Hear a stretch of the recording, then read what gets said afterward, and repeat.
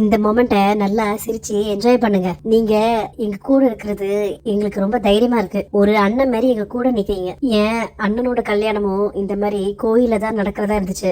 கரெக்டா தாலி கட்டுற நேரத்துல பொண்ணு வீட்டுக்காரங்க வந்து பொண்ணை தூக்கிட்டு போயிட்டாங்க. சிஸ்டர், நீங்க பயப்படாதீங்க. என் அண்ணனுக்கு அப்படி நடந்ததுனால உங்களுக்கும் அப்படி நடக்கும்னு யோசிக்காதீங்க. ரெண்டு பேரும் மாலையை மாத்திக்கோங்க. இந்தாங்க, தாலியை கட்டுங்க. டே ரமேஷ், அங்க பாரு, இனிமேல் இங்க இருக்கிறது ரொம்ப ரிஸ்க். நான் தான் அப்பவே சொன்னேன்ல எனக்கு பயமா இருக்குன்னு. இப்ப என்ன பண்றது? அந்த ஆளுங்களா வெளியில எங்களதான் தேடிட்டு இருக்காங்க. அவங்க வரத்துக்குள்ள சீக்கிரம் தாலியை கட்டு. என்ன யோசிச்சுட்டு இருக்க? சீக்கிரம் தாலியை கட்டு. ஆளை விடுங்கடா. டேய் ரமேஷ், ஓடாத, நில்லு. என்னமா அவன் உன்னை அப்படியே விட்டுட்டு ஓடிட்டான்? என் வீட்டாளுங்க வரத பார்த்து பயந்து ஓடிட்டான். உனக்காக நாங்க எப்பேற்பட்ட பையனை பார்த்து வச்சிருக்கோம். நீ இவனை கல்யாணம் பண்ண கோயிலுக்கு வந்திருக்க. சார், நீங்க தப்பா புரிஞ்சிட்டு இருக்கீங்க. எனக்கும் இதுக்கும் சம்மந்தம் இல்ல. நீ பேசாம உங்க அம்மா அப்பா கிட்ட போய் நடந்ததை சொல்லி மன்னிப்பு கேளுமா. ஐயோ அண்ணா, என்னால வீட்டுக்கெல்லாம் போக முடியாது. என்ன கொஞ்சம் தள்ளி போய் இறக்கி விட்டுருங்கண்ணா. நான் அங்கிருந்து எப்படியாச்சும் போய்க்கிறேன். ப்ளீஸ், நான் கொஞ்சம் ஹெல்ப் பண்ணுங்க. உங்க வீட்டு ஆளுங்களாம் என்ன பார்த்தாங்கன்னா அப்புறம் என்னதான் தப்பா நினைப்பாங்க. தயவு செஞ்சு இறங்குமா. என்னங்க இப்படி விடாம துரத்திட்டே வராங்க?